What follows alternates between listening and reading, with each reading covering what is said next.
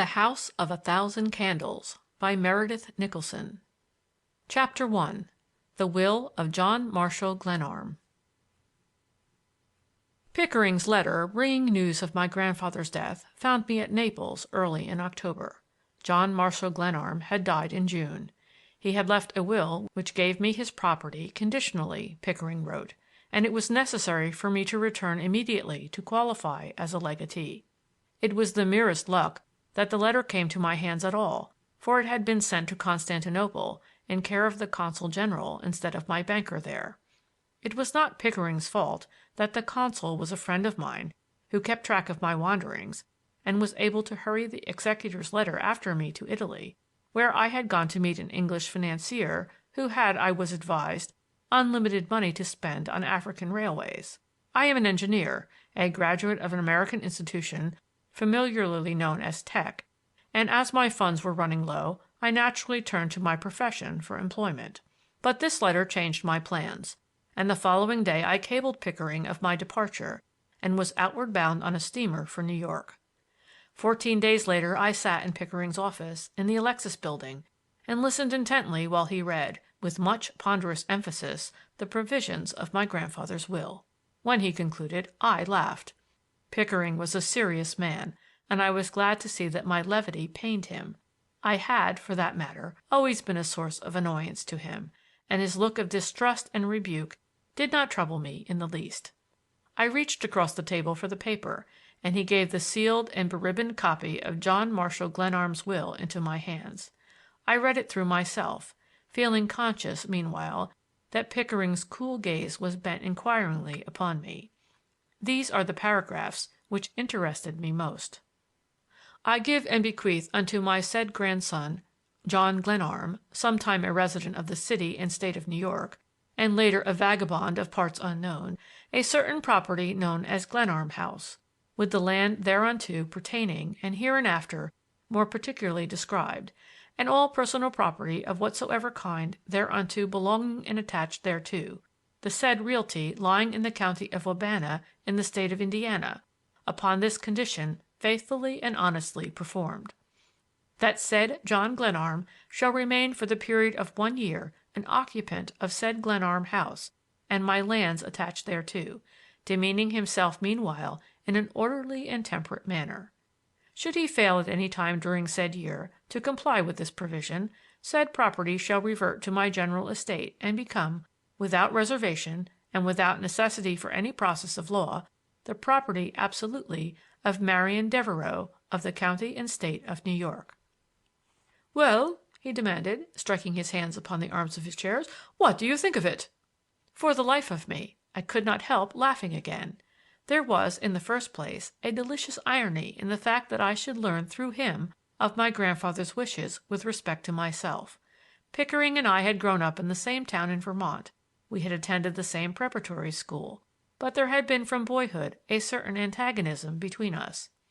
He had always succeeded where I had failed, which is to say, I must admit, that he had succeeded pretty frequently. When I refused to settle down to my profession, but chose to see something of the world first, Pickering gave himself seriously to the law, and there was, I knew from the beginning, no manner of chance that he would fail. I am not more or less than human, and I remembered with joy that once I had thrashed him soundly at the prep school for bullying a smaller boy. But our score from school days was not without tallies on his side. He was easily the better scholar, I grant him that, and he was shrewd and plausible. You never quite knew the extent of his powers and resources, and he had, I always maintained, the most amazing good luck, as witness the fact that John Marshall Glenarm had taken a friendly interest in him. It was wholly like my grandfather, who was a man of many whims, to give his affairs into Pickering's keeping, and I could not complain, for I had missed my own chance with him. It was, I knew readily enough, part of my punishment for having succeeded so signally in incurring my grandfather's displeasure that he had made it necessary for me to treat with Arthur Pickering in this matter of the will, and Pickering was enjoying the situation to the full. He sat back in his chair with an air of complacency that had always been insufferable in him. I was quite willing to be patronized by a man of years and experience, but Pickering was my own age, and his experience of life seemed to me preposterously inadequate. To find him settled in New York, where he had been established through my grandfather's generosity, and the executor of my grandfather's estate, was hard to bear. But there was something not wholly honest in my mirth, for my conduct during the 3 preceding years had been reprehensible. I had used my grandfather shabbily. My parents died when I was a child, and he had cared for me as far back as my memory ran. He had suffered me to spend without restraint the fortune left by my father. He had expected much of me, and I had grievously disappointed him. It was his hope that I should devote myself to architecture, a profession for which he had the greatest admiration, whereas I had insisted on engineering. I am not writing an apology for my life, and I shall not attempt to extenuate my conduct in going abroad at the end of my course at Tech, and when I made Laurance Donovan's acquaintance in setting off with him on a career of adventure. I do not regret, though possibly it would be more to my credit if I did, the months spent leisurely following the Danube east of the Iron Gate, Laurance Donovan always with me, while we urged the villagers and inn-loafers to all manner of sedition, acquitting ourselves so well that when we came out into the Black Sea for further pleasure, Russia did us the honor to keep a spy at our heels. I should like, for my own satisfaction at least, to set down an account of certain affairs in which we were concerned at Belgrade, but without Larry's consent I am not at liberty to do so. Nor shall I take time here to describe our travels in Africa, though our study of the Atlas Mountain dwarfs won us honorable mention by the British Ethnological Society. These were my yesterdays. But today I sat in Arthur Pickering's office in the towering Alexis Building, conscious of the muffled roar of Broadway, discussing the terms of my grandfather Glenarm's will with a man whom I disliked as heartily as it is safe for one man to dislike another. Pickering had asked me a question, and I was suddenly aware that his eyes were fixed upon me and that he awaited my answer. "What do I think of it?" I repeated. "I don't know that it makes any difference what I think, but I'll tell you, if you want to know, that I call it infamous, outrageous, that a man should leave a ridiculous will of that sort behind him. All the old money-bags who pile up fortunes magnify the importance of their money. They imagine that every kindness, every ordinary courtesy shown them is merely a bid for a slice of the cake. I'm disappointed in my grandfather. He was a splendid old man, though God knows he had his queer ways. I'll bet $1,000, if I have so much money in the world, that this scheme is yours, Pickering, and not his. It smacks of your ancient vindictiveness, and John Marshall Glenarm had none of that in his blood. That stipulation about my residence out there is fantastic. I don't have to be a lawyer to know that, and no doubt I could break the will. I've a good notion to try it, anyhow." "To be sure, you can tie up the estate for 6 years if you like," he replied coolly. He did not look upon me as likely to become a formidable litigant. My staying qualities had been proved weak long ago, as Pickering knew well enough. "No doubt you would like that," I answered, "but I'm not going to give you the pleasure. I abide by the terms of the will. My grandfather was a fine old gentleman. I shan't drag his name through the courts, not even to please you, Arthur Pickering," I declared hotly. "The sentiment is worthy of a good man, Glenarm," he rejoined. "But this woman who is to succeed to my rights, I don't seem to remember her." "It is not surprising that you never heard of her." "Then she's not a connection of the family? No long-lost cousin whom I ought to remember?" "No, she was a late acquaintance of your grandfather's. He met her through an old friend of his, Miss Evans, known as Sister Theresa. Miss Devereux is Sister Theresa's niece." I whistled. I had a dim recollection that during my grandfather's long widowerhood there were occasional reports that he was about to marry. The name of Miss Evans had been mentioned in this connection. I had heard it spoken of in my family, and not, I remembered, with much kindness. Later I heard of her joining a sisterhood and opening a school somewhere in the West. "And Miss Devereux, is she an elderly nun too?" "I don't know how elderly she is, but she isn't a nun at present. Still, she's almost alone in the world, and she and Sister Theresa are very intimate." "Pass the will again, Pickering, while I make sure I grasp these diverting ideas. Sister Theresa isn't the one I mustn't marry, is she? It's the other ecclesiastical embroidery artist, the one with the X in her name, suggesting the algebra of my vanished youth." I read aloud this paragraph. "Provided further that in the event of the marriage of said John Glenarm to the said Marian Devereux, or in the event of any promise or contract of marriage between said persons, within 5 years from the date of said John Glenarm's acceptance of the provisions of this will, the whole estate shall become the property absolutely of St. Agatha's School at Annandale, Wabana County, Indiana, a corporation under the laws of said state. For a touch of comedy, commend me to my grandfather. Pickering, you always were a well-meaning fellow.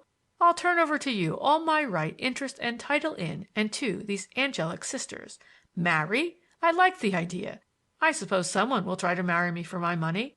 Marriage, Pickering, is not embraced in my scheme of life. I should hardly call you a marrying man, he observed. Perfectly right, my friend. Sister Teresa was considered a possible match for my grandfather in my youth. She and I are hardly contemporaries. And the other lady with the fascinating algebraic climax to her name, she too is impossible. It seems I can't get the money by marrying her. I'd better let her take it. She's as poor as the devil, I dare say. I imagine not. The Evanses are a wealthy family in spots, and she ought to have some money of her own if her aunt doesn't coax it out of her for educational schemes. And where on the map are these lovely creatures to be found? Sister Teresa's school adjoins your preserve. Miss Devereux has, I think, some of your own weakness for travel. Sister Teresa is her nearest relative, and she occasionally visits St. Agatha's. That's the school. I suppose they embroider altar cloths together and otherwise labor valiantly to bring confusion upon Satan and his cohorts. Just the people to pull the wool over the eyes of my grandfather. Pickering smiled at my resentment. You'd better give them a wide berth. They might catch you in their net. Sister Teresa is said to have quite a winning way. She certainly plucked your grandfather. Nuns in spectacles, the gentle educators of youth and that sort of thing, with a good-natured old man for their prey. None of them for me. I rather thought so, remarked Pickering, and he pulled his watch from his pocket and turned the stem with his heavy fingers. He was short, thick-set and sleek, with a square jaw, hair already thin, and a close-clipped mustache. Age, I reflected, was not improving him.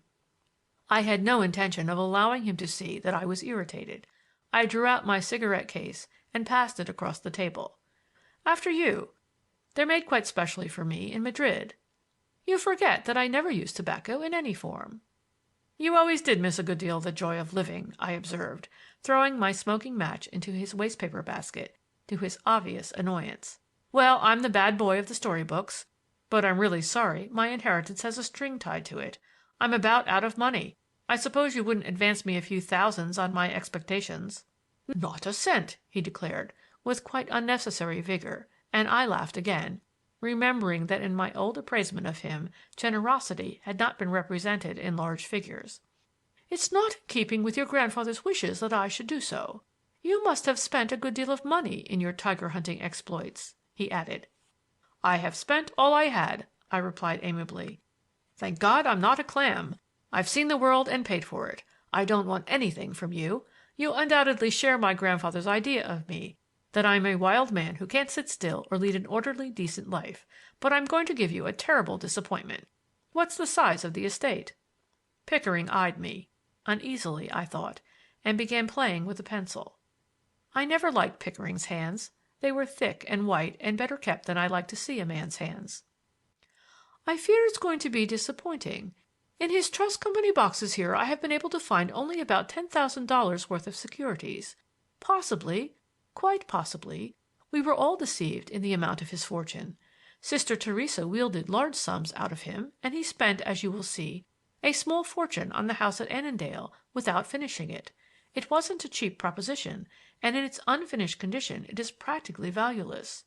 You must know that Mr. Glenarm gave away a great deal of money in his lifetime. Moreover, he established your father. You know what he left. It was not a small fortune, as those things are reckoned. I was restless under this recital. My father's estate had been of respectable size, and I had dissipated the whole of it. My conscience pricked me as I recalled an item of $40,000 that I had spent somewhat grandly on an expedition that I led, with considerable satisfaction to myself at least, through the Sudan. But Pickering's words amazed me. Let me understand you, I said, bending toward him. My grandfather was supposed to be rich, and yet you tell me you find little property. Sister Teresa got money from him to help build a school. How much was that?"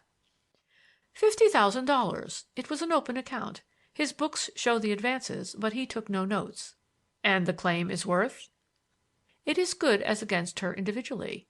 But she contends—" "Yes, go on." I had struck the right note. He was annoyed at my persistence, and his apparent discomfort pleased me. "She refuses to pay. She says Mr. Glenarm made her a gift of the money." "That's possible, isn't it? He was forever making gifts to churches. Schools and theological seminaries were a sort of weakness with him." "That is quite true. But this account is among the assets of the estate. It's my business as executor to collect it." "We'll pass that.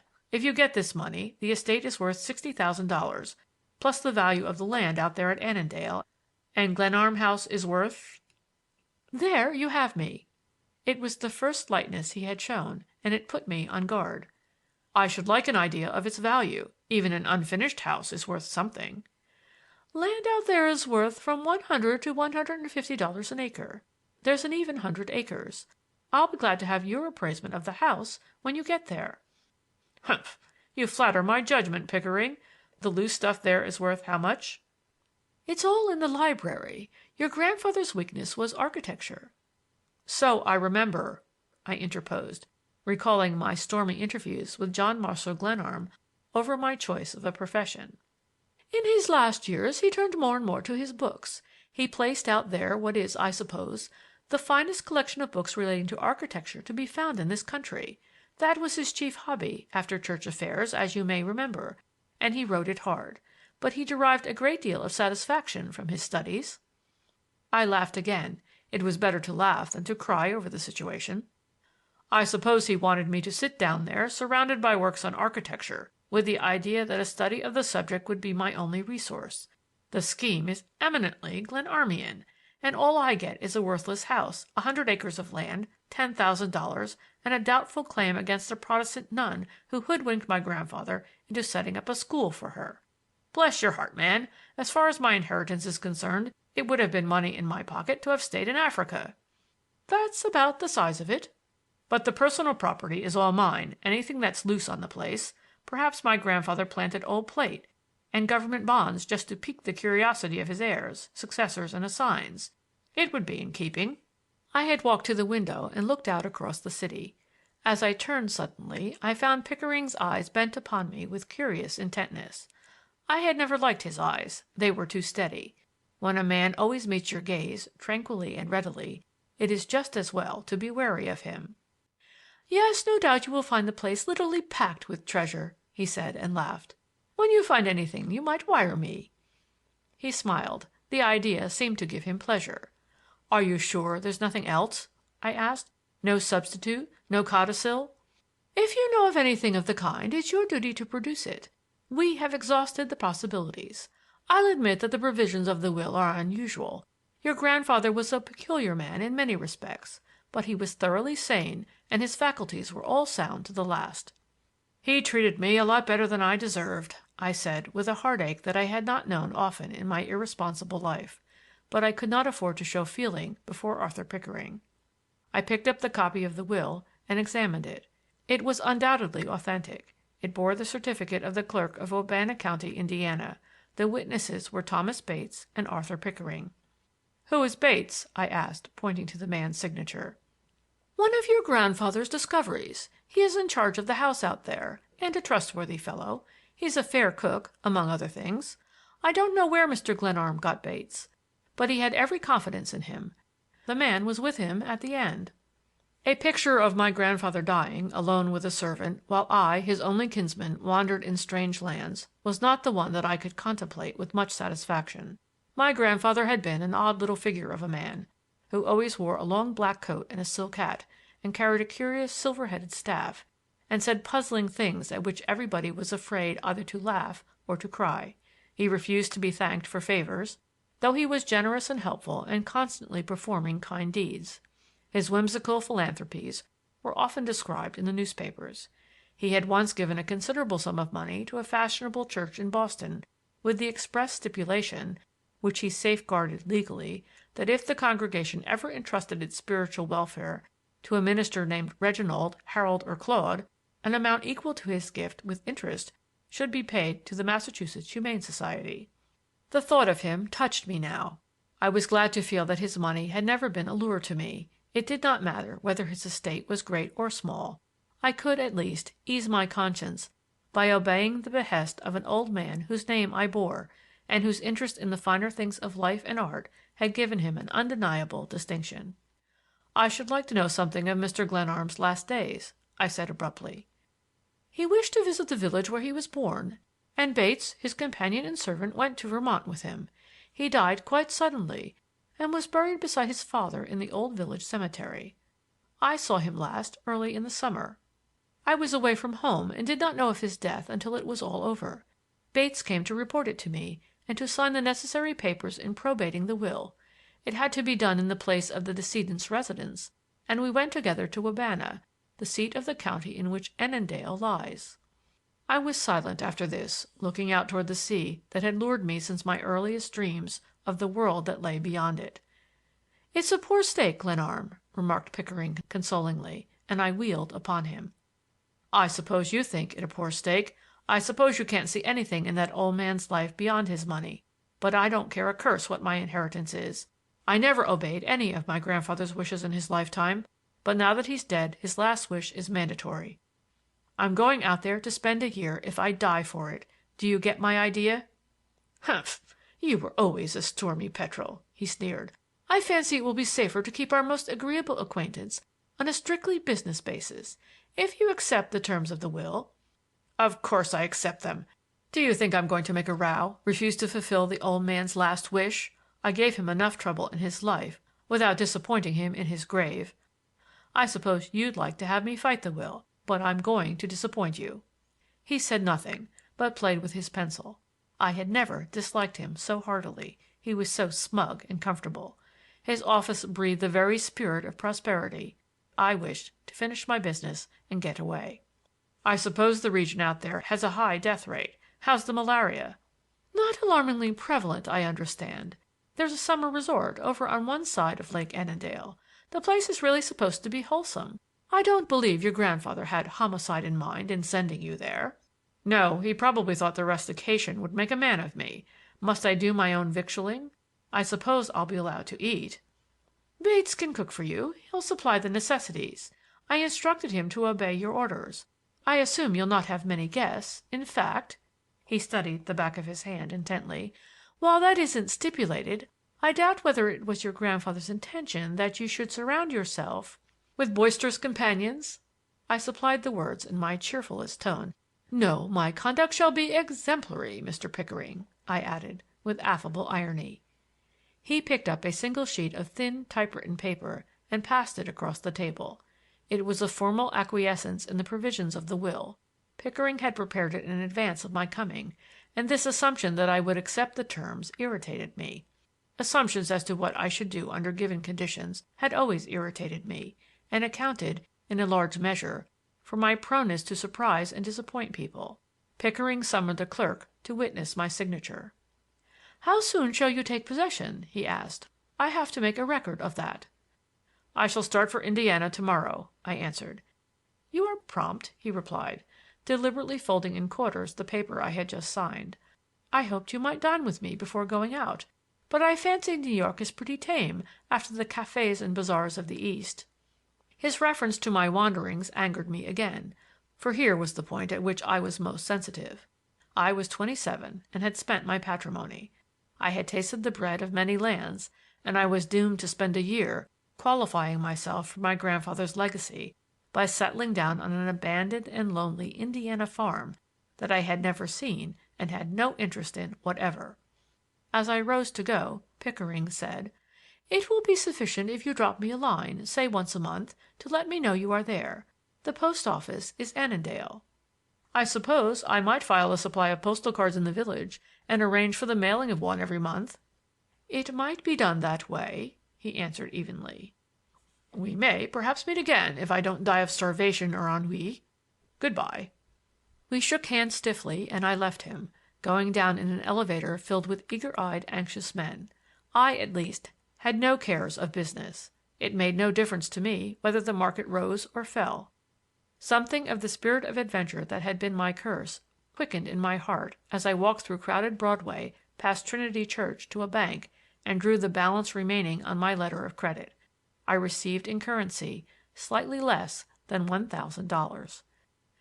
As I turned from the teller's window, I ran into the arms of the last man in the world I expected to see. This, let it be remembered, was in October of the year of our Lord 1901. End of chapter 1.